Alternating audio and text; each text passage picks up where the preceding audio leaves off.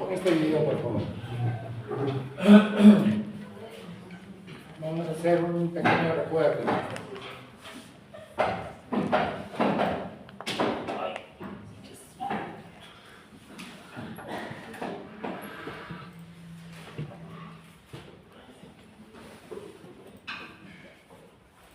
Cuando el talento se construye con perseverancia, no hay fórmula secreta para el éxito.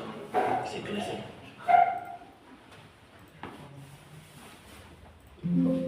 Quiero que pongan atención en todas las fases. La fertilización es la historia épica de un solo espermatozoide que se enfrenta a increíbles obstáculos para unirse con un óvulo y formar una nueva vida humana. Es la historia de todos nosotros. Durante la relación sexual, unos 300 millones de espermatozoides entran en la vagina. Poco después, millones de ellos fluyen fuera de la vagina o mueren en su ambiente ácido. Sin embargo, muchos sobreviven debido a los elementos de protección brindados por el líquido que los rodea. Luego, el esperma debe pasar a través del cuello del útero, una abertura en el útero. Por lo general, este se mantiene bien cerrado, pero aquí el cuello uterino está abierto durante unos días, mientras que la mujer ovula. El esperma nada a través de la mucosidad cervical, que ha adquirido una consistencia más líquida para facilitar el paso. Una vez en el interior del cuello del útero, el esperma sigue nadando hacia el útero, aunque millones morirán tratando de hacerlo a través de la mucosidad.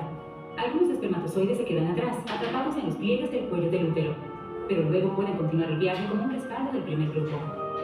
En el interior del útero, las contracciones uterinas musculares ayudan a los espermatozoides en su viaje hacia el óvulo.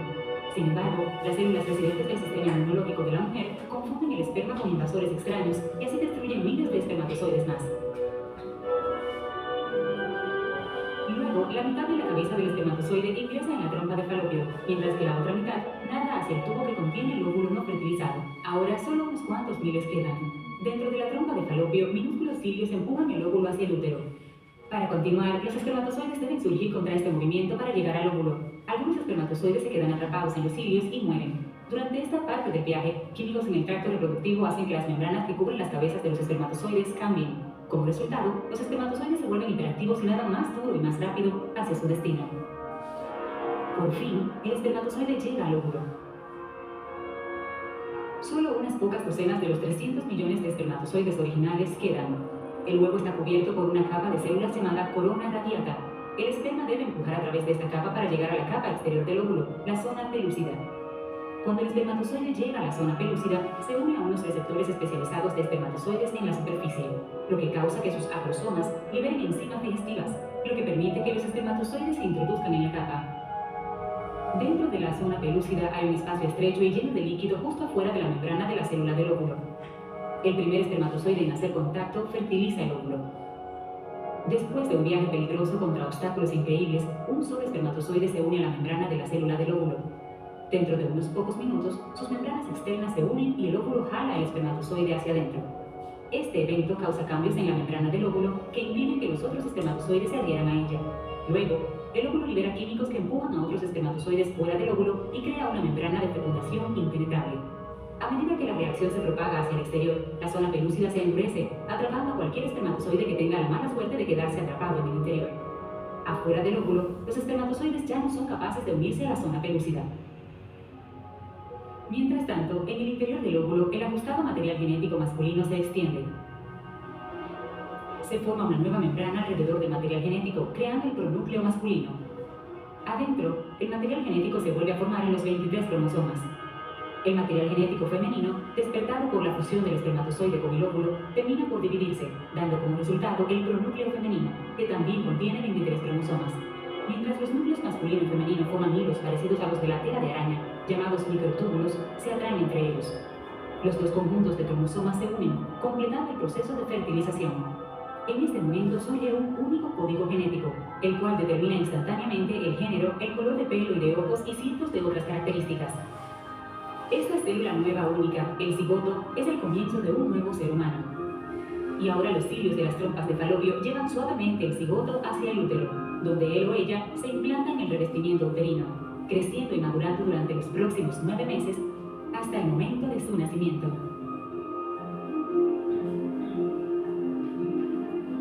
Bien, ahora ya saben cómo se produce la concepción, ¿no? Bien.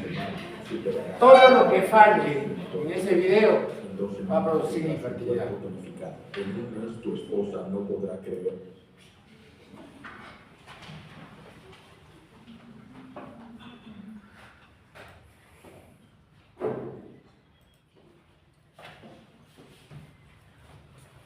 Y esta es la problemática actual, ¿ya? Cada vez las mujeres tienen menos hijos, ¿ya? Y ahí se lo demuestra. Esta es la Organización Mundial de la Salud, ¿ya? A través de un instituto que se llama Fertipharma, en el cual muestra que actualmente a nivel mundial en promedio tenemos más o menos 2.5 hijos por pareja a nivel mundial, ¿ya? Cosa que hace menos de 50 años, ¿ya? O más o menos 50 años, 70 años, teníamos 5 hijos por pareja, ¿no? Se cree que para el 2100, 25 de los países más poderosos del mundo van a reducir su población a la mitad. Y esto es algo que ya está pronosticado, ¿ya? Entonces, cuando Stephen Hawking le hicieron la pregunta ¿cuándo desaparecerá el mundo?, él dijo que más o menos en 500 o 600 años va a desaparecer el mundo porque la gran población, el déficit de alimentación, ¿no? Bueno, es una de las pocas cosas en que parece haberse equivocado, porque parece ser que el fin de la humanidad lo vamos a generar nosotros mismos. Y si ustedes empiezan a revisar el pronóstico de la supervivencia a futuro o del número de descendientes que vamos a tener a futuro, casi todos los países están en disminución, ¿ya? Su tasa de fertilidad, su tasa de nacimientos está disminuyendo muy rápido, y esto sobre todo sucede en países asiáticos como Taiwán, como China. Hasta hace poco China daba una bonificación por solo tener 2 hijos o menos. Hoy China está estimulando, al igual que muchos países europeos, a que tengan hijos, porque ya no hay niños, ¿ya? Y esto va a causar un gran problema a futuro, porque si no hay niños, ¿quién se va a hacer cargo de la población mayor?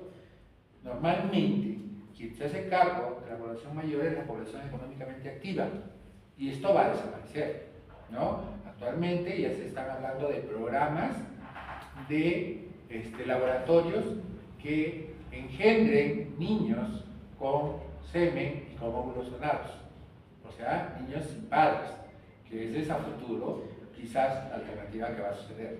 Entonces la cosa está muy grave.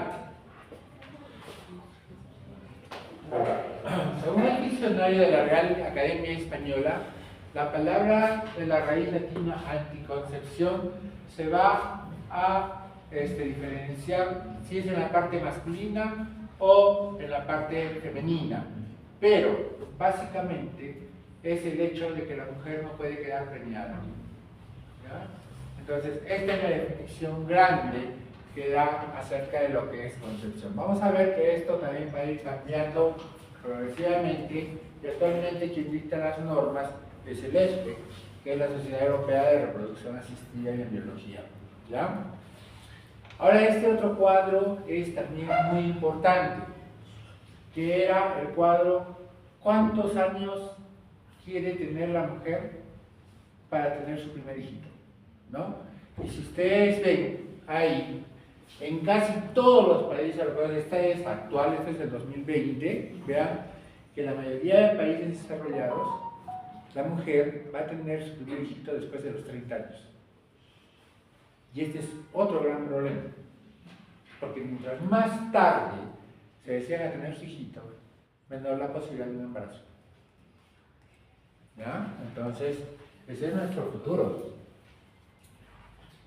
Conceptos generales. En el ser humano es muy difícil definir la capacidad reproductiva, ¿ya? Sobre todo si tenemos en cuenta que estamos hablando de pareja y no de un individuo por sí solo, ¿ya?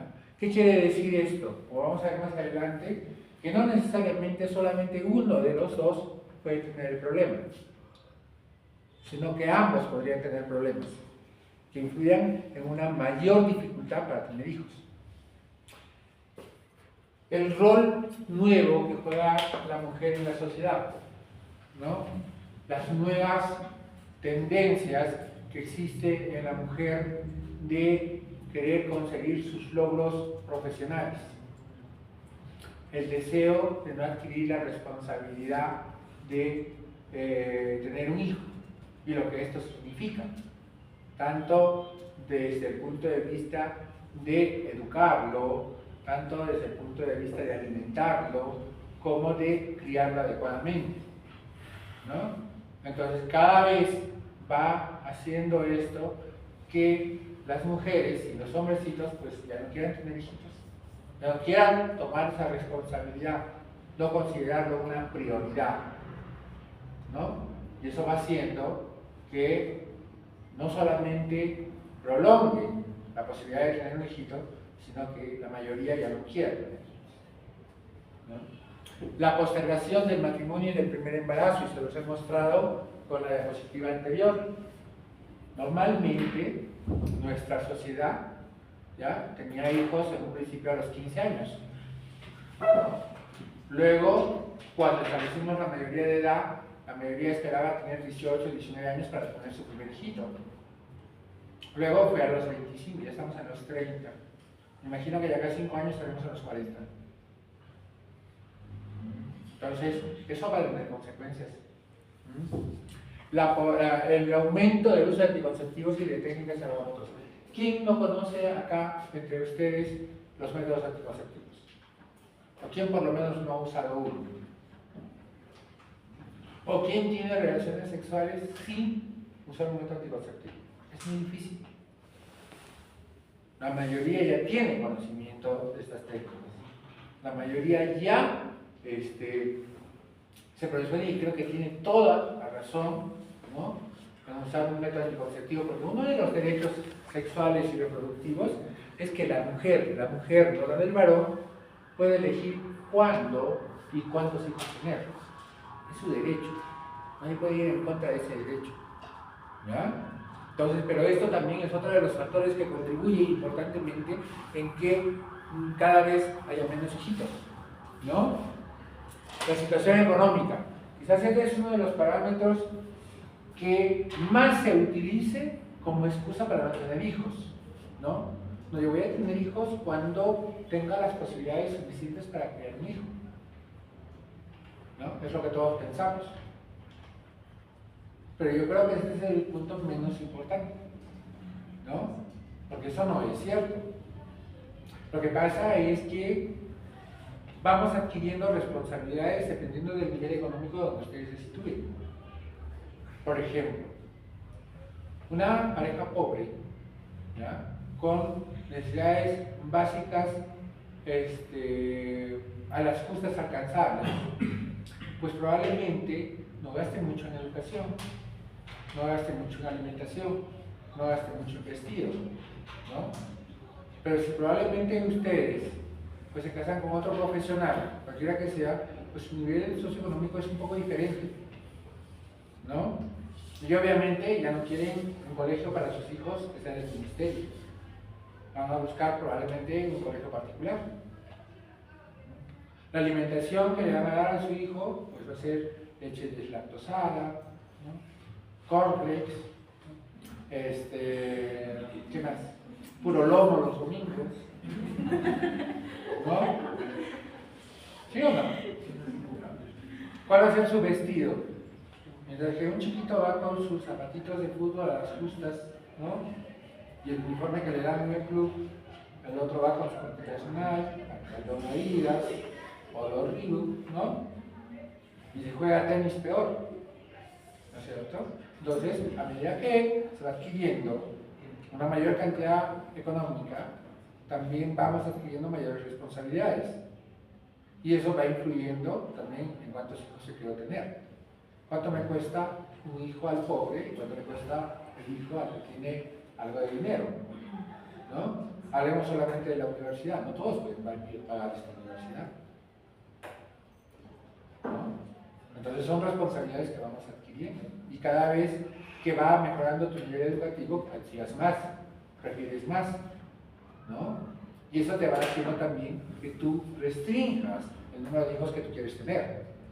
En cambio el pobre pues si tiene uno, si tiene 5, pues le digo, pues tienen todos que comer con lo que el padre les traiga. Es así como nosotros pensamos, cosa que no debería ser así. Ahora hay algunos todavía que son tan preocupados, Dios mío, que por el medio ambiente no quieren tener hijos, ¿no? Les dicen, el mundo está súper poblado. La polución, la contaminación, el sobrecalentamiento, la posibilidad de que ya cada unos 50 años no tengamos agua, dicen, no, ¿para qué voy a contribuir a eso? Otras cosas más para no tener hijos. ¿No es cierto? Sí, son buenas, son excusas. Además, también existen programas metodológicos como la distribución por edades de las muestras y las tasas de fertilidad específicas para los diferentes grupos de edad. ¿Y esto a qué se refiere? Ahorita vamos a ver unas diapositivas en cuanto a la edad y van a ver qué importante es esto. Establecer también el rendimiento reproductivo es muy difícil, ¿ya? Pero obviamente está muy relacionado con el factor de edad, tanto para el hombrecito como para la mujercita, sobre todo de la mujercita. Si nosotros hiciéramos un cálculo y les voy a pedir que usen su cerebro o saquen su celular esta vez, ¿no? Y calculen, a ver, ¿cuántos óvulos necesitan ustedes desde que menstruan hasta que llegan a la menopausia para ser fértiles durante todo el periodo? A ver, calculen, ¿cuántos son? ¿Ya?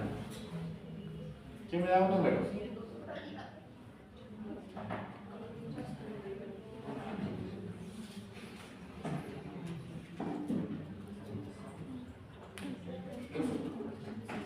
A ver, ¿cuántos óvulos más o menos se necesitan por mes?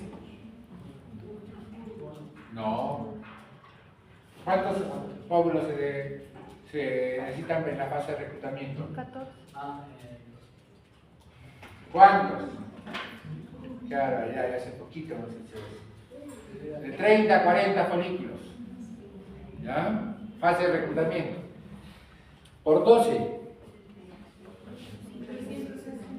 Por 30. Es más o menos el tiempo entre 15 y 45 años, vamos a suponer. Es el número de folículos que ustedes necesitarían. ¿Y cuántos tienen al momento de nacer? 2 millones. ¿Y cuántos en la pubertad? Ya, para ser más exactos. 300.000, ¿no? Entonces tenemos de sobra. ¿Sí?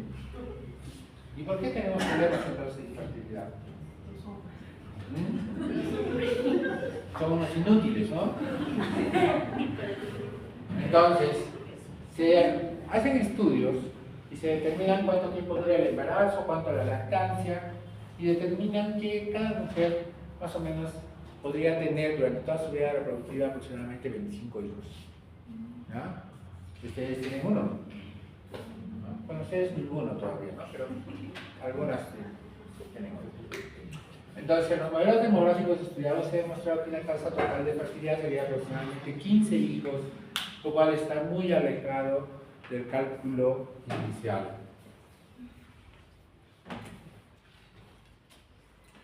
Ahora, ¿cuántos coitos son necesarios para que una mujer se embarace? ¿Muchos? Entonces, ¿es cierto que una mujer se puede embarazar en el primer coito? Sí. Ah, no, sí, pero es pelagicosa. Normalmente se dice que necesitas un promedio de 25 a 30 coitos como mínimo para que una mujer se embarace. ¿Ya? Entonces, muy difícil que una mujer se embarace en la primera relación sexual. ¿Ya? Más o menos, ¿ah? ¿Ya? Pero el promedio, ¿ya? Para obtener un embarazo en mujeres entre 20 y 29 años se ha calculado en 108. ¿Ya? O sea, tienen que ejercitarse bastante para poder embarazarse. ¿Ya? Remarcando la importancia que le da a la mujer, así como la frecuencia del coito, no solo el número, es lo más importante. Entonces, ¿qué cosa quiere decir eso? que es más importante que se tengan relaciones en forma periódica y constante, ¿ya?, que en un solo día tener 6 o 7 relaciones sexuales, ¿ya?, porque eso no aumenta en realidad la posibilidad de un embarazo, ¿ya? Por otro lado, recuerden que la mayoría de ustedes cuando tienen relaciones sexuales no está preocupada en que existen sus días peligrosos o no, ¿ya? Ahora quizás sí, ahora con las programas que existen en el celular, que puedo calcular mi día de peligro y todo eso, quizás sí. Pero normalmente uno tenía relaciones sexuales porque pues, se había encontrado con su enamorado, ¿no? O porque había salido a una fiesta el fin de semana, generalmente era así, ¿no? Y en una de las relaciones sucedía que había el embarazo, ¿no? Pero ahora no, ahora es diferente, ¿ya? Ahora, ¿qué pasa? Me decido embarazar, allá. Todo el mes no hago nada y solo en mis días de peligro voy a tener relaciones. Y lo peor es que no resulta embarazada. Y entonces empieza la preocupación. ¿Pero por qué si he tenido relaciones en mi día de peligro no me he embarazado? Y todavía lo he hecho 8 veces. Ahí también así el hombre, ¿no? Bueno. Las relaciones sexuales llevadas a cabo cada 2 o 3 días optimizan la posibilidad de un embarazo. Es lo que les digo, ¿ya? La regularidad es mucho mejor que el número de relaciones en un solo día, ¿no? Y siendo contraproducente llevarlas a cabo de forma programada en la ovulación debido al estrés que conlleva. Y vamos a ver ya hablar un poquito acerca del estrés. Cuando yo tengo una pareja infértil, ¿ya? Uno de los primeros tratamientos que hacemos nosotros es una estimulación ovárica, ¿verdad? Y esa estimulación se lleva a cabo previa o de la mano con una inducción de ovulación. Entonces, ¿se acuerdan lo que nosotros estudiábamos acerca del ciclo del ovario y que había un pico de LH que se producía 36 horas para que se produzca la ovulación? Pues yo voy a hacer lo mismo, ¿ya? Yo al inicio le voy a dar a mi paciente un inductor de ovulación, voy a hacer crecer un folículo y 36 horas antes, ¿ya?, de cuando yo tenga un folículo por lo menos de 18 milímetros, le voy a dar un medicamento para que ovule. Y entonces, a las 36 horas, yo programo las relaciones, ¿ya? Entonces, generalmente, ¿qué hago? 8 de la mañana, el día anterior, yo le inyecto, en este caso, gonadotropina, ¿ya? 5.000 unidades generalmente, y a las 8 de la noche, en punto, tienen que estar empezando a tener relaciones. Entonces, ¿se imaginan cómo estará ese varón? ¿Ah? Imagínense que ni siquiera tenga una erección. Se pegó todo el tratamiento.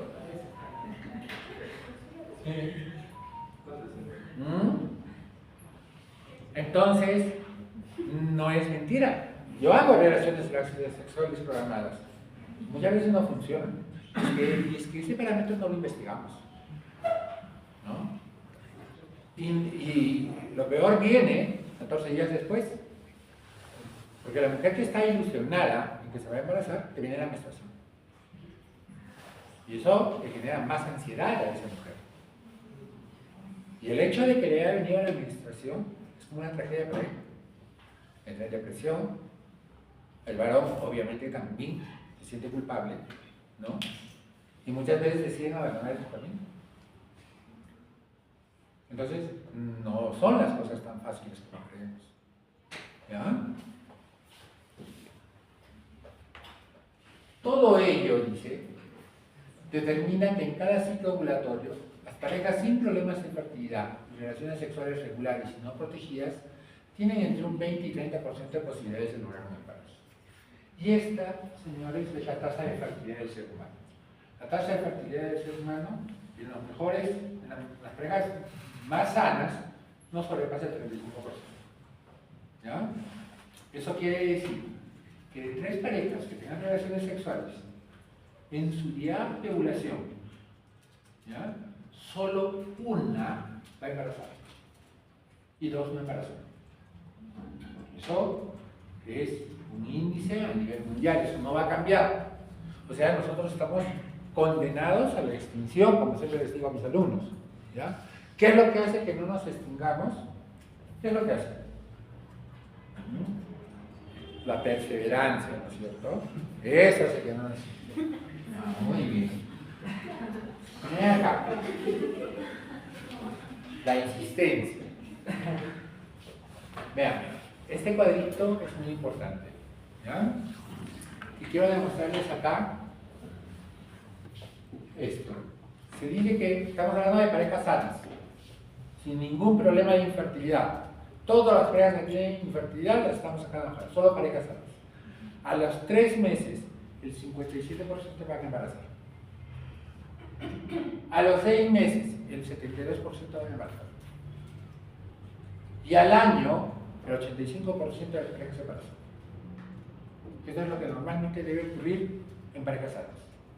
Quiere decir que si nosotros hablamos de infertilidad o esterilidad, como quieran, ¿se presenta en qué porcentaje? Recuerden que para hablar de infertilidad decimos aquella pareja que haya querido embarazar durante un año sin usar un método anticonceptivo y en sus días de peligro y no embaraza. ¿Cuál es el porcentaje que no embaraza? 15%, ¿no? Y esa es la tasa de infertilidad a nivel mundial. Del 10 al 15% de la población va a ser considerada infértil, porque al año no va a embarazar. Pero miren también acá, a los 2 años, la mitad de ese 15% embaraza sin tratamiento. ¿Ya? Lo cual hace que disminuya a 8 o 7% la tasa de fertilidad. Y de esas parejas infértiles todavía va a haber un porcentaje que nunca vamos a saber cuál fue el motivo por el que no embarazan. Y le echamos la culpa a anticuerpos antiespermatozoides, le echamos la culpa a síndrome anticonceptivo, le echamos la culpa a factor inmunológico, ¿no? Pero la verdad es que nunca vamos a saber, ¿ya? Entonces, a las parejas con deseo reproductivo se les debe informar que el 85% de la población general concibe en el primer año con relaciones sexuales regulares y en ausencia de medidas anticonceptivas. Y de las que no conciben en el primer año, la mitad lo harán en el segundo. Probabilidad acumulativa del 93%. Sigamos con algunos otros conceptos. Yo le decía que uno de los factores más importantes es la edad. Y cada vez cobra más importancia por lo que hemos hablado al inicio de la clase. ¿Ya? Y esto se ve reflejado sobre todo en la mujer. Porque en el varón, generalmente hasta los 42 años, no va a tener problemas con el semen, ¿ya? O con el número de espermatozoides, o con alteraciones en los espermatozoides. Pero en la mujer sí. Desde temprano va a haber ya alteraciones en la ovulación. ¿Ya? Miren, en estudios epidemiológicos se observa una disminución de la capacidad reproductora de la mujer a partir de los 35 años. Y es que nosotros consideramos que la mejor etapa para que una mujer pueda tener hijitos va a variar generalmente entre 22 y 35 años. Algunos hablan entre 19 y 35 años. ¿Ya? Y a partir de los 35 años, la tasa de posibilidad de embarazo disminuye. ¿Ya? ¿Y por qué va disminuyendo? Porque recuerden que nosotros algo que no conocemos todavía es la parte esta del reclutamiento básico. ¿Ya? Pero lo que sí se sabe es que esto es un método de selección natural. ¿Ya? Por lo tanto, en la selección natural, ¿quién es el que escoge la naturaleza? ¿Al que está enfermo o al que está sano? Al que está sano, ¿no es cierto? ¿Al que se puede alimentar o al que no se puede alimentar? Y eso mismo parece que ocurre en los folículos. ¿Ya? La naturaleza escoge a aquellos que tienen una mejor calidad genética. Y esos son los que van saliendo primero. ¿Ya? Y a medida que van pasando los años, no es tanto que disminuye el número de folículos que van a reclutarse, ¿ya? Sino que genéticamente ya no tienen la misma calidad que los que salieron 10 años antes. Y esto hace también que con el tiempo la posibilidad de un niño con tala genética, con problemas congénitos, aumente con respecto a una mujer joven. ¿Ya? Esto es para tenerlo muy en cuenta. Pero hay otra edad que sí nos interesa y que es la edad de 40 años, donde, aparte que sí ya hay una marcada disminución de la tasa de reproducción, ¿ya? La posibilidad de un problema congénito es mucho más alta. es muchísimo más alto. Entonces, se agregan dos problemas ahí, ¿no? Ahora miren esto. La probabilidad de concebir después de 3 años de intento es de 94% cuando las mujeres tienen 35 años. O sea, cuando la mujer tiene 35 años, después de 3 años, el 94% todavía puede embarazar, ¿ya? Pero, si la mujer aumenta a 38 años, la posibilidad de embarazo en el mismo tiempo va bajando a 77%, ¿ya? Y ahora yo les voy a mostrar otro cuadro más adelante que es mucho peor, todavía. Y como te decía, la edad del varón casi no se afecta, a menos que sobrepase los 40 o 42 años, en los que sí se ha demostrado que empieza a haber alteraciones en el seminograma. Y acá esta diapositiva dice, ¿cuál es la mejor edad para ser madre? ¿No? Y esto es lo que siempre nos van a preguntar. Nos preguntan muchas pacientes, doctor, ¿en qué época es el mejor momento para yo ser mamá? ¿No? Y ahí tienen la respuesta, ¿no? Entre 19 y 30 años. Entonces quiere decir que todavía que van a tener hijos después de los 30 años, la posibilidad de que esos niños tengan problemas va a ser más alta. Miren el segundo punto, 2 de cada 3 mujeres entre 20 y 30 años desean ser madres. Sí, pero 5 años después. Y esta es una encuesta que realizaron en España, esto lo he sacado de una revista. ¿Ya? Le hacen las preguntas, ¿tú quieres ser mamá? Sí, de acá a 10 años. Y entonces, tengámoslo en cuenta, porque esa es la realidad de lo que sucede. Y esto sucede acá también. ¿Ya? ¿Cuáles son las ventajas de ser madre después de los 30? Y se los voy a mencionar. ¿Ya?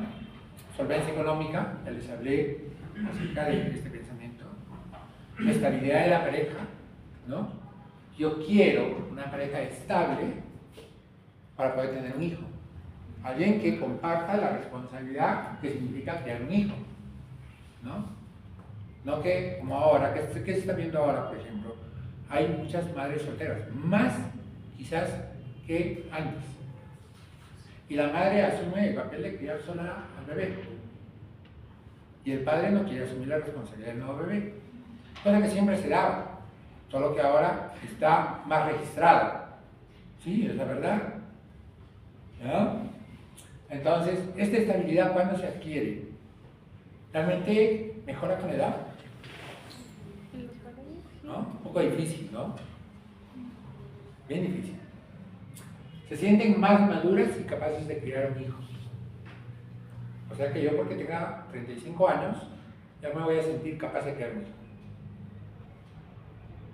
Y realmente se aprende, o se nace siendo papá, mamá.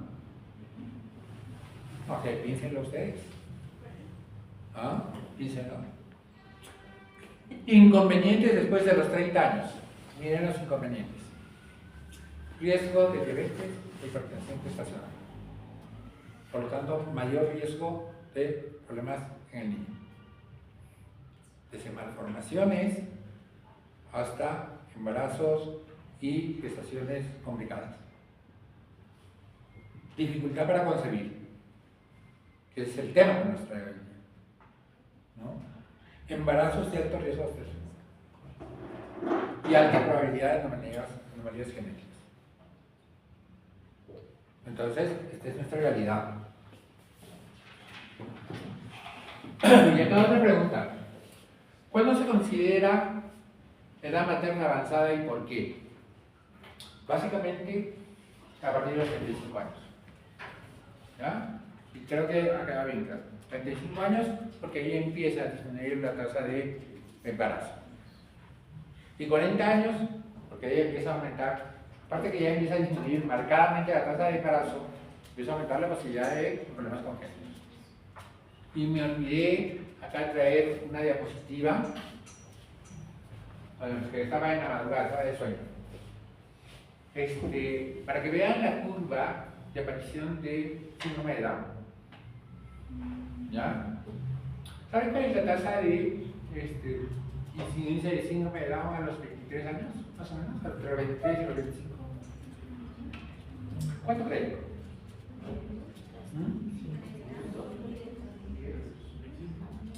Busquen en el celular, ¿cuánto les sale? Más o menos es 1 en 1400. Más o menos. ¿Sí? ¿Cuánto han sacado?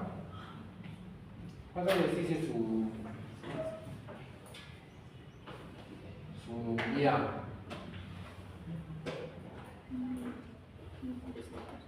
¿Cuánto sacan? 1 en 1.300. A 1 en 1300. ¿Cuánto sacan? ¿No sacan? ¿Por ahí me otra de estadística? 1 en 1500. Sí, vamos a ver por ahí. 1 en 1400. ¿Saben cuál es la tasa de incidencia de síndrome de Down después de los 40 años? ¿Ah? Es 1 en 40. Entonces, ese es el riesgo. Mientras que en un lado yo voy a tener, miren, 1.399 nacimientos normales por un caso de síndrome de Down, en el otro voy a tener cada 40 embarazos un niño con síndrome de Down. Entonces, a eso nos ponemos. Pero la gente cree, ¿ya?, que solo a partir de los 40 va a ocurrir esto. Eso no es cierto. ¿Ya? Lo que es cierto es que a medida que tú vas prolongando tu edad de embarazo, aumentas la incidencia de tener un niño con algún problema congénito. Y ya no hablemos solamente de síndrome de Down, hasta trastornos epilépticos. ¿Ya? Ese es el problema. Repercusión en la reserva ovárica. Ya te dije que tu tasa de embarazo disminuye, pero ¿por qué disminuye? Porque tu reserva ovárica ya empezó a disminuir. Actualmente, en una mujer de 40 años que va a fertilización in vitro o a un proceso más complejo, ya no va con sus óvulos, va con óvulos donados. ¿Por qué? Porque la tasa de falla del procedimiento es muy alto y estos procedimientos son muy costosos. Estamos hablando de $6,000 y $12,000 por ciclo. ¿Ya? Y la tasa de embarazo no varía. ¿Ya? En los mejores sitios, hasta 50% de embarazo con diagnóstico preimplantacional. ¿Ya? Quiere decir que tú puedes invertir, vamos a suponer que haces ICSI. Eso quiere decir que tienes que hacerte estimulación ovárica, tienes que hacer capacitación espermática, tienes que hacer la ICSI y luego tienes que hacer el diagnóstico preimplantacional, $12,000. ¿Ya? O sea, casi 50,000 soles. Y no embarazas. Son 50,000 soles y algunos que pierdes. ¿Ah?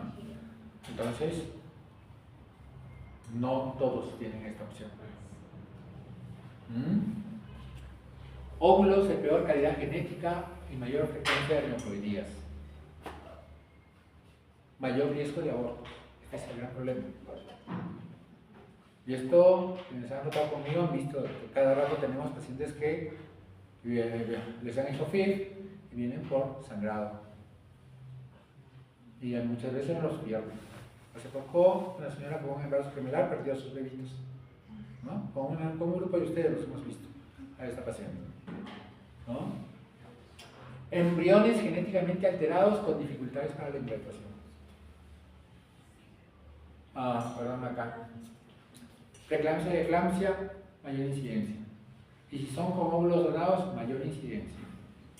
Hay un problema inmunológico relacionado a preeclampsia. ¿Ya? Es una prueba de tolerancia. Por eso es que se recomienda que la mujer no se embarace con sus primeras relaciones. ¿No? Lo que pase un tiempo antes de que busquen su primer embarazo. Porque mientras más pronto es el embarazo, mayor la posibilidad de preeclampsia. ¿No? Mayor riesgo de hiperemesis gravídica, que creo que es el menor de los problemas, y mayor tasa de parto prematuro, mayor tasa de desprendimiento prematuro de personas tan incierta, mayor incidencia de restricción de crecimiento intrauterino.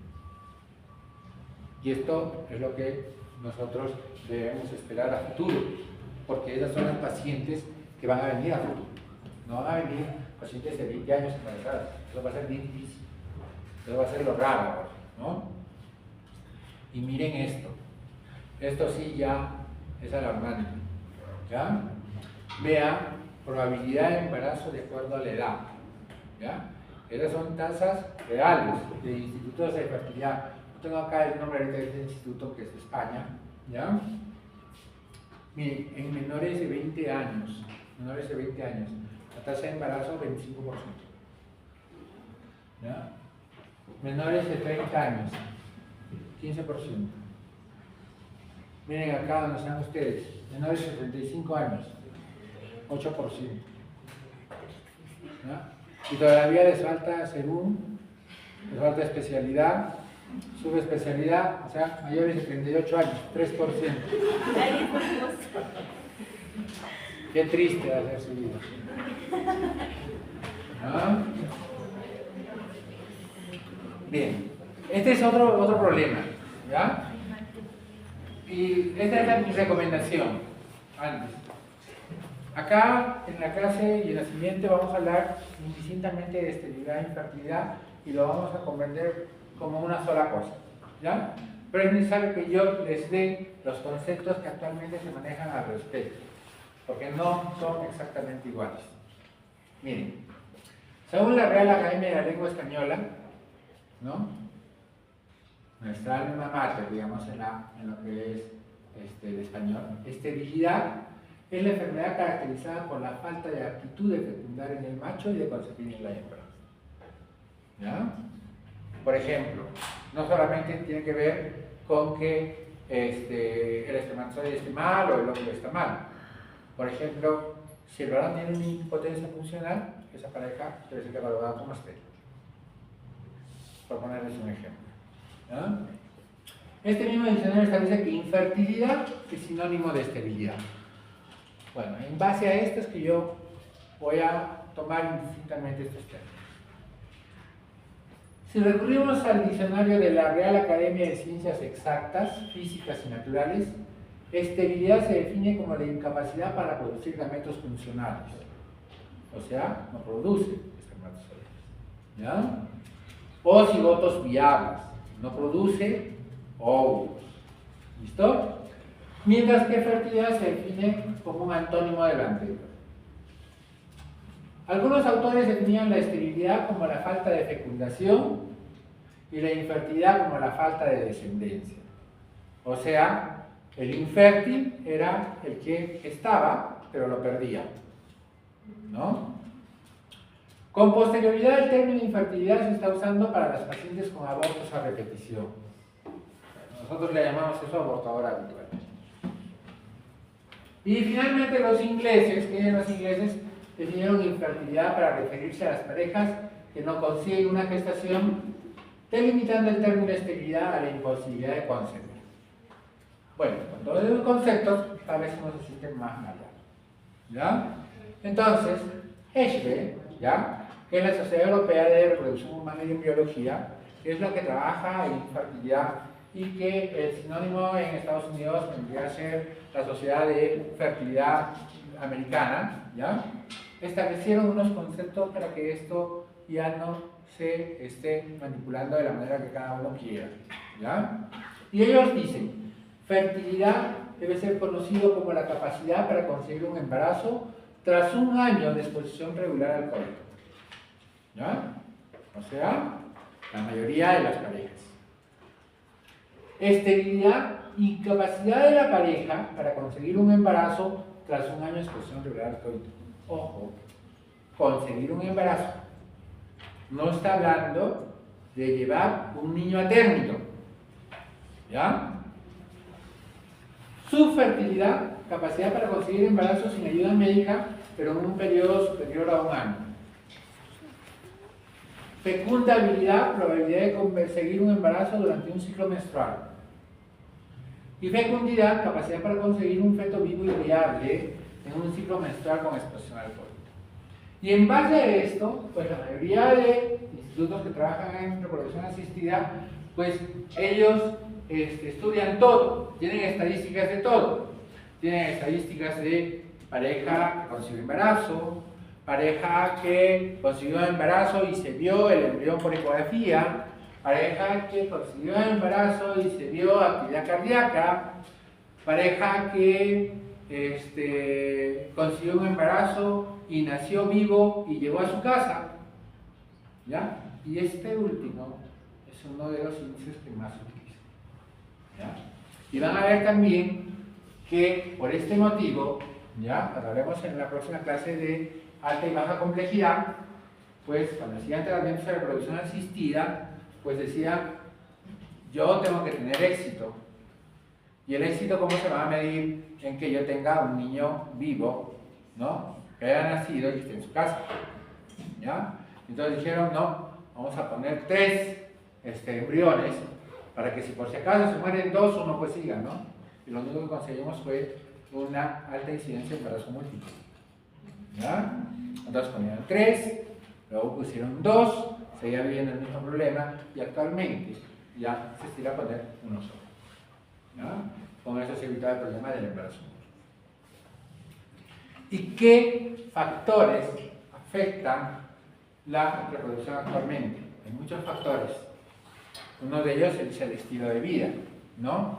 Desde el hecho simplemente de que nosotros estamos expuestos a una serie de sustancias que son dañinas para nosotros, ¿ya?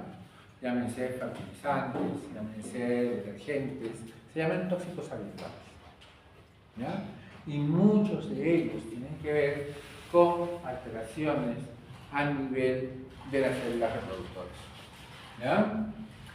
Agentes físicos. ¿Cusco tiene una baja radiación o una alta radiación? Alta radiación, ¿no? Más del 90% de sus días tiene alta radiación, ¿ya? Estamos en un círculo que se llama, no recuerdo bien el nombre, pero es un hueco en la capa de ozono, ¿ya? Que toma todo el hemisferio sur hasta casi la mitad del Perú, ¿ya? Y este círculo está muy adelgazado cuando la capa de ozono, por eso nosotros recibimos una alta tasa de radiación. Por eso es que, a pesar de que esté nublado, ustedes deben usar bloqueador solar, deben usar protector solar, deben usar gotas para los ojos. Porque todos acá van a empezar a sufrir de ojo seco después de los 30 años. Y algunos de ustedes van a hacer cáncer de piel, ¿ya? Y ya tenemos bastantes casos.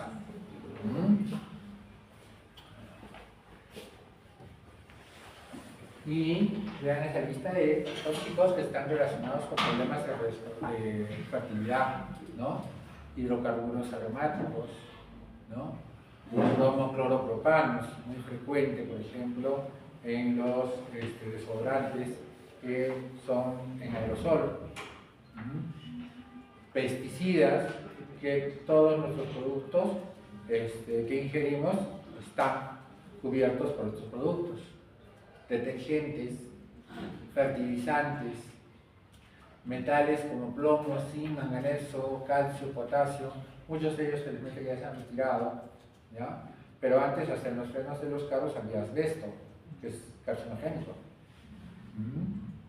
Dioxinas, furanos.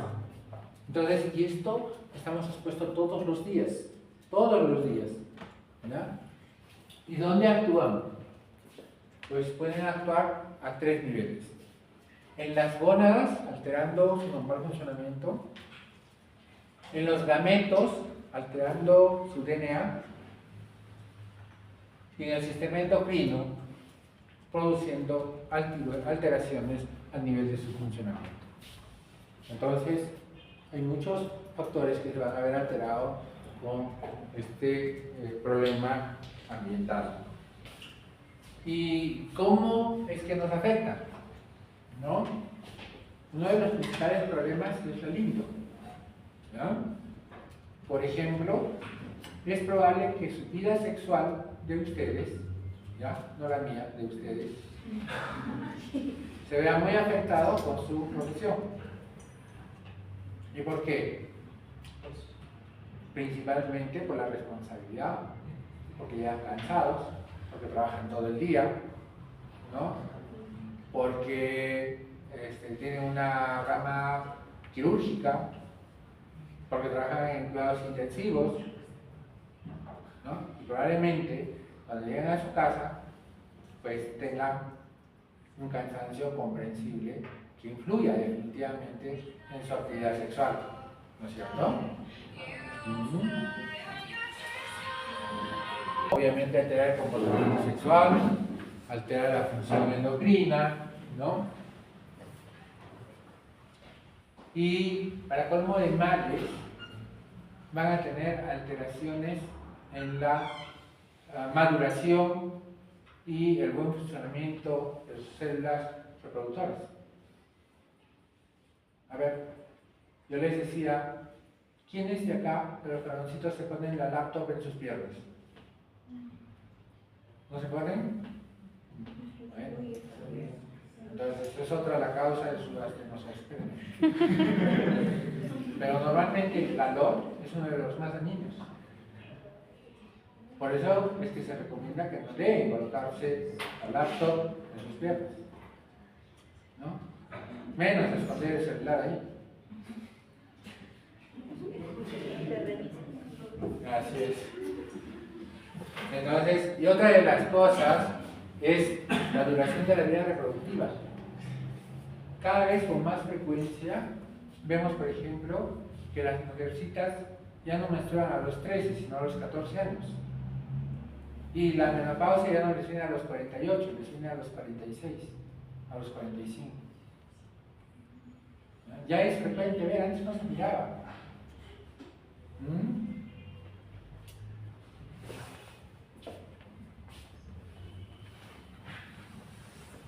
Y ahí tienen, ¿no? Isótopos radioactivos, la fotocopiadora, por ejemplo. La fotocopiadora es radioactiva.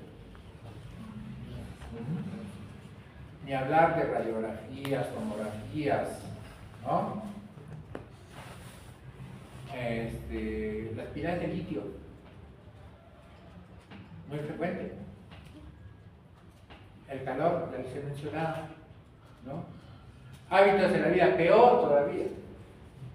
Alcohol, tabaco, diario para ustedes. Edad avanzada.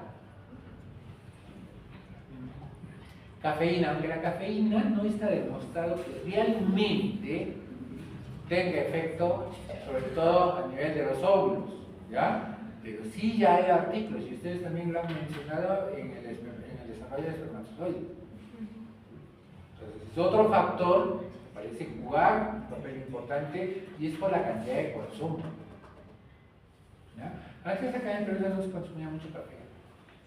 Ahora ya tenemos hasta café de altura, ¿no? Que era exclusivo de México, perdón, de Colombia. Tóxicos laborales, drogas, medicamentos, estrés, algo que están acostumbradas también ustedes, ¿no? Y miren esto. Esas son algunas recomendaciones que saqué de otra revista, ¿ya? Miren, acá no ha aparecido, pero el alcohol juega un papel importante en la disminución de hijos. La mujer fumadora debe ser informada que reduce su fertilidad. El tabaco tiene que ver también con la reducción de la calidad seminal, aunque su impacto en la fertilidad es desconocido. No hay una evidencia clara entre el consumo del café, té, refrescos con cafeína y la fertilidad. Eso es lo que les mencionaba, ¿ya? Miren, una mujer con índice de masa corporal mayor de 29, ¿ya? Debe informársele de que su dificultad para concebir puede mejorar si es que baja de peso. Este es uno de los papeles más importantes, por eso yo le dije, qué buena pregunta acerca de por qué la paciente obesa tiene menos posibilidades de embarazarse. La mujer con un índice de masa corporal mayor de 29 y con anovulación, ¿ya? ¿Esto dónde se da? ¿No es cierto? Debería ser informada de que la pérdida de peso está probablemente relacionada con la mejoría de las posibilidades de concebir. La mujer con un IMC mayor de 29 debería ser informada de que la participación de un grupo que refuerce la dieta sana y el ejercicio mejora las posibilidades de concebir. Y miren lo que dice acá, ¿ya? Respecto a aquellas que pierden peso solas. Entonces, estas pacientes deben ser en lo posible tratadas por profesionales y dentro de un grupo donde reciban apoyo, porque es la única manera que van a conseguir una respuesta favorable. Los hombres con un índice de masa corporal mayor de 29 deberían ser informados de que probablemente su fertilidad se verá reducida. La mujer con un índice de masa corporal menor de 19, o sea, se va al otro extremo, ¿ya? Con menstruaciones irregulares o amenorrea debería ser informada de que un incremento de peso probablemente aumente sus posibilidades de concebir. Y estas son recomendaciones, ¿ya? Para que ustedes lo tengan en cuenta y les digan a sus pacientes. Los varones deben ser informados que el incremento de la temperatura escrotal y la reducción de la calidad seminal van de la mano. Distintas drogas y medicamentos interfieren en la fertilidad masculina y femenina. La influencia del medio ambiental en el que estamos inmersos todos, ¿no? Tiene repercusión sobre el problema reproductivo. Y las parejas deberían ser informadas de que el estrés, es lo que yo les mencionaba, ¿no? En ambos, en el varón y en la mujer, afecta la relación, reduce la libido, la frecuencia de los coitos y obviamente la esterilidad aumenta, ¿no? Y todavía hay algunos trabajos que tienen mayor riesgo de que esto aparezca o se presente. Bien. ¿Y cómo hacemos para estudiar a la pareja infértil? Si ya nosotros sabemos que si nuestra tasa de reproducción llega al 35%, pues cuando viene una paciente que me dice a mí, doctor, hace 1 año y medio estamos intentando tener un hijito y no podemos tener un hijito, entonces tengo que hacerle un estudio. ¿Ya? Un estudio que contenga todos esos pasos que hemos visto en el video. Todos. Entonces yo tengo que estudiar al hombre y a la mujer. ¿Ya? Generalmente el hombre tiene que pasar por el urólogo. Y si no hay esa posibilidad, el ginecólogo pues tiene que evaluarlo. Ya les dije que tiene que ver, examinar los testículos, el pene, ver si hay hipospadias, epispadias, cómo está el glande, si hay alguna enfermedad de transmisión sexual evidente, ¿no? Cómo están los testículos, ¿ya? Y si no le encuentras ninguna alteración, lo que tienes que hacer es un espermatograma, ¿ya? Cuyos valores que te han dado, que son los valores que dicen en España, van a ver que es un poquito diferente a los de la OMS, ¿ya? Y en la mujer tienes que evaluarla igual. ¿Ya? Entonces, si yo voy desde abajo hacia arriba, pues tendré que examinar los genitales externos, tendré que ver cómo va la vagina, ver si hay defectos anatómicos, problemas congénitos, malformaciones. Y si no encuentro nada de eso, pues también debo descartar una enfermedad de transmisión sexual, ver cómo está el cuello uterino, y ahí empieza realmente mi estudio, ¿no? El espermatograma en el varón, y en la mujer, lo primero que voy a evaluar son cómo están los ovarios. Y cuando yo evalúo los ovarios, la primera pregunta que yo hago es, ¿cómo es su menstruación? Entonces, si mi paciente me dice, tiene una menstruación todos los meses, que dura 3 días, el sangrado es regular, pues probablemente, difícilmente yo voy a pensar que mi paciente tiene un problema de función ovulatoria. ¿Ya? El hecho de que menstrue regularmente ya va diciendo que está ovulando regularmente. Sin embargo, no es algo que yo deba descartar solamente así. ¿Listo? Y entonces lo que yo voy a hacer para evaluar la paciente si ovula o no ovula es un seguimiento ovulatorio. ¿Ya? ¿Y en qué consiste el seguimiento ovulatorio? El seguimiento ovulatorio consiste en realizar ecografías seriadas el día 3, el día 7, el día 11 y el día 15 o 16 para saber si ovuló mi paciente. Esta es la única manera de que yo voy a conseguir saber si mi paciente ovula o no ovula, programar relaciones sexuales programadas y finalmente determinar que efectivamente ovuló y que hay posibilidad de embarazo. ¿Ya? Seguimiento ovulatorio. En algunos casos, cuando la mujer tiene más de 40 años, pues hay que hacer en el día 3 recuento folicular, ¿ya? Y dosajes de hormona antimulérica. Eso me va a evaluar a mí la reserva ovárica. ¿Listo? Entonces, con eso yo voy a saber qué posibilidad tiene mi paciente de responder al tratamiento que yo voy a hacer. Pero vamos a suponer que me sale el espermatograma normal y me sale que la paciente ovula, ¿no?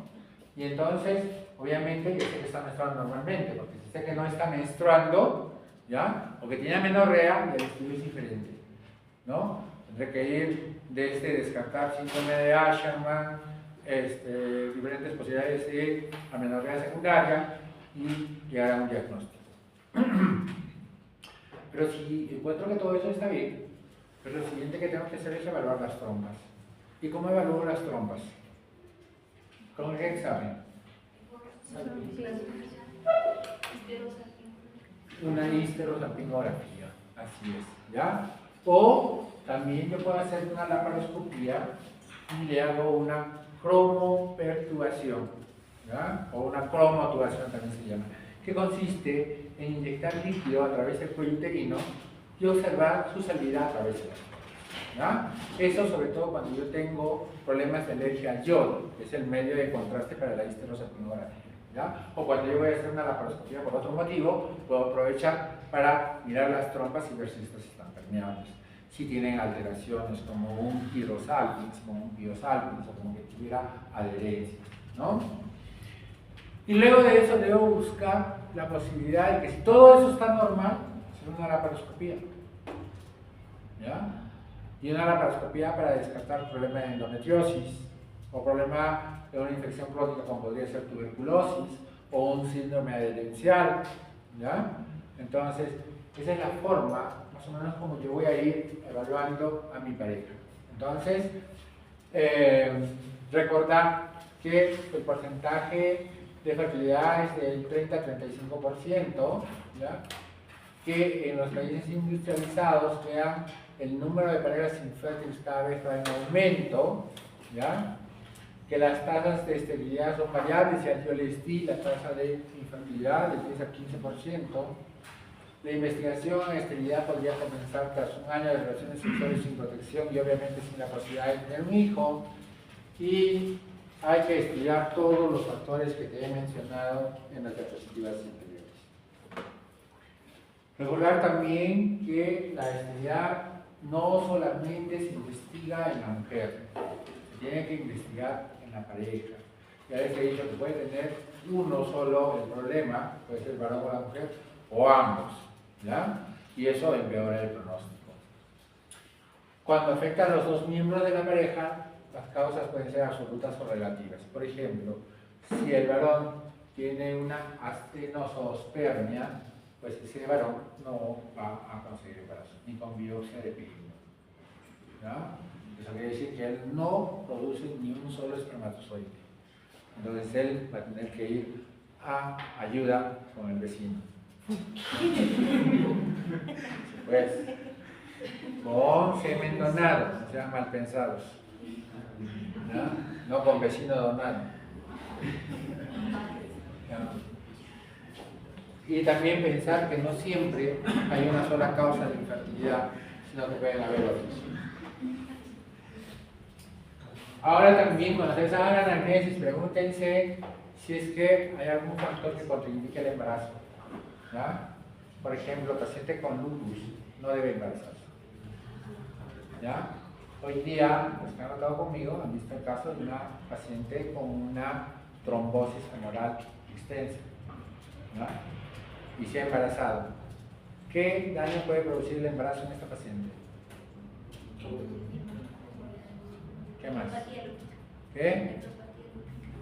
No, una paciente con trombosis estamos hablando. Mayor éstasis. ¿Qué? Mayor éstasis.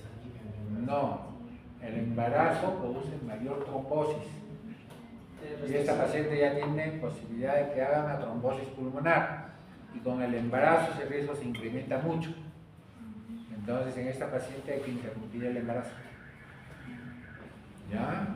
Entonces, una de las cosas que tienen que preguntarse es eso. Luego pregúntense si hay algún factor que puede ser corregido para favorecer la consecución del embarazo y su adecuado desarrollo. Yo tenía una pareja normal en todo. Momento ovulatorio normal, espermatograma normal, trompas normales, no conseguía embarazarse. Y un día nos ponemos a conversar ya muy desanimados por los malos resultados, y ese día me entero que la paciente no dejaba que su esposo la toque. ¿Y cómo quería embarazarse si no tenía relaciones? Sí. La mujer tenía un problema, ¿ya?, de miedo, de aversión a ser penetrada. Entonces, cosas que hay que preguntar, me parecen incómodas, ¿ya? ¿Las relaciones sexuales son normales? Este es el caso de esa pareja. ¿Hay alguna anomalía genital, femenina o masculina? ¿Qué impacto tiene la relación de pareja, la esterilidad por la que consulta? Este es otro de los temas más grandes, ¿no? Quiero tener un hijo, pero ya he tenido tratamientos y no me han dado resultados. ¿Cuánto estoy dispuesto a soportar hasta que me embarace? ¿Qué significa cada ciclo que yo no me embarazo? Entonces, no es decir, ya señora, se va a embarazar, haga el tratamiento. No, hay que ver qué es lo mejor para la paciente.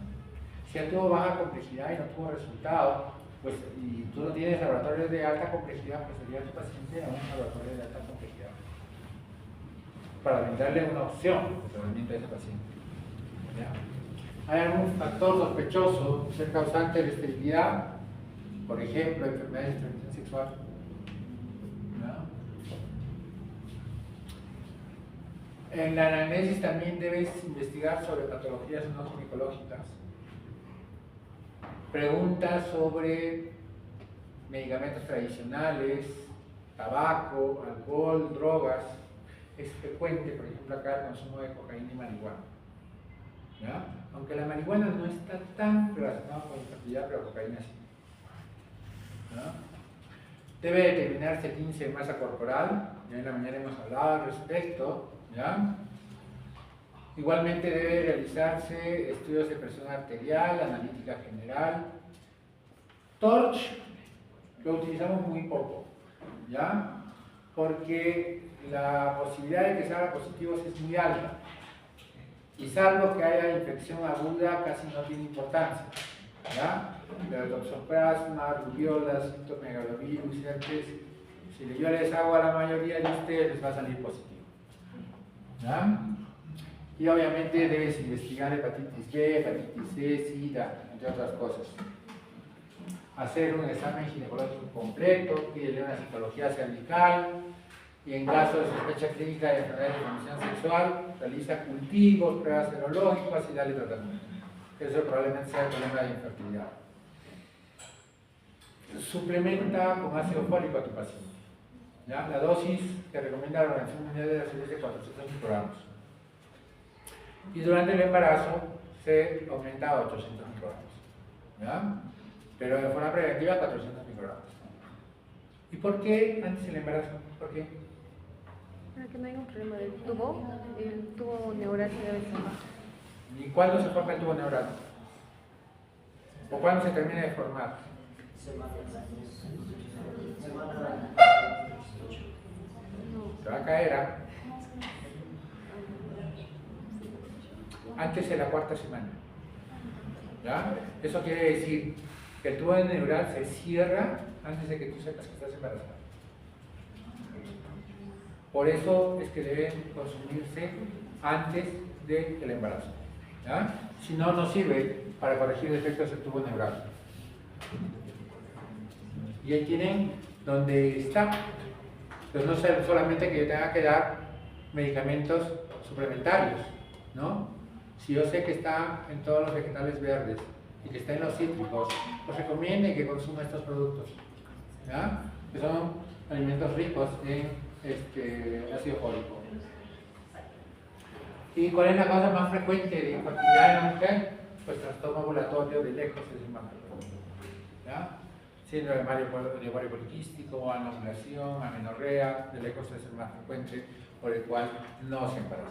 Pero no es la única. Endometriosis, miomatosis y todo lo que hemos estudiado que puede estar relacionado con infertilidad, pueden ser factores que están relacionados con que esta pareja no o con que esta mujer no se embarace.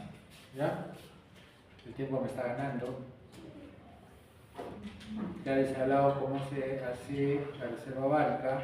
A esto ha habido muchas pruebas que se realizaban con anterioridad, como el test de la progesterona, el test de clomifeno, pero actualmente valoramos con recuento folicular del tercer día, que no es otra cosa que contar cuántos folículos tiene el tercer día, ¿ya? Para saber cuál es su pronóstico, y lo otro es el dosaje de hormona antimulleriana, que recuerde que va a estar disminuida si es que el número de folículos también está disminuido, ¿no? Y en el varón, que tienes que investigar básicamente el espermatograma, ayuda si es que él tuvo hijos anteriormente en otra mujer, ¿ya? Pero no excluye del estudio espermatográfico, ¿ya?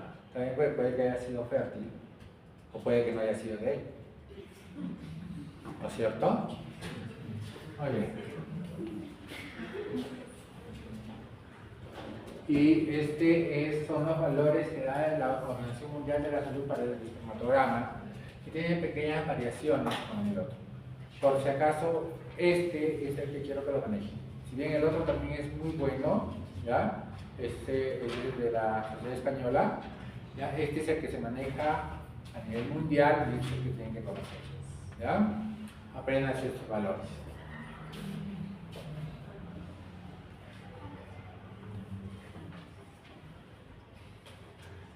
Factor tubo peritoneal, básicamente adherencias, enfermedades de la trompa, enfermedad periinflamatoria, obstrucciones tubálicas, ¿no? Y factor uterino, problemas endometriales y problemas en miometrio. Miomas uterinos, infecciones endometriales, existe lo que se llama la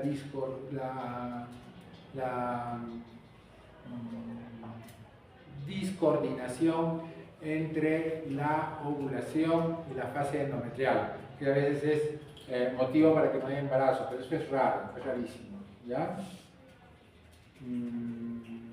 El factor cervical ya no se utiliza, pero había antes en saber lo que se llamaba el test postcoital, que consistía en examinar a la mujer después de haber tenido relaciones sexuales y se examinaba el moco cervical y se veía cuántos espermatozoides había, se veía una gran cantidad de leucocitos, porque recuerden, como han visto en el video, que el cuello uterino es el primer factor que tenemos que salvar para que se pueda producir un embarazo, ¿no?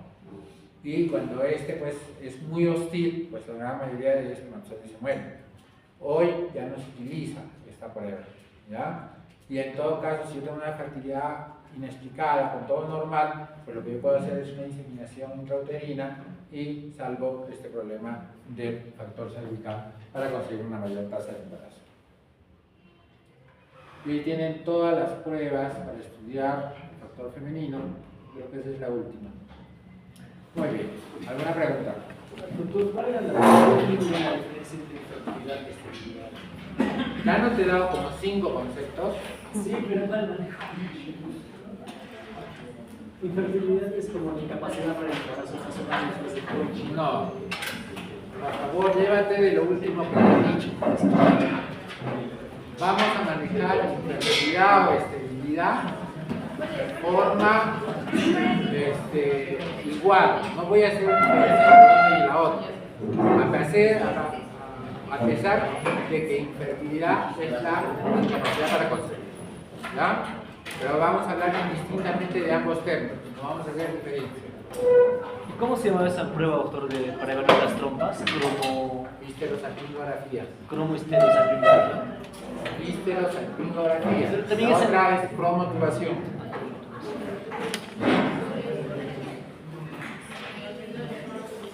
Gracias, Doctor, dijo que influía también en la mujer el alcohol, el cigarro. Ay, ¿la mujer también hace estrés oxidativo? Claro, También. claro. Ay, Peor todavía. pensé que era solo El varón se estresa y sufre de impotencia, solamente con el espermatozoides.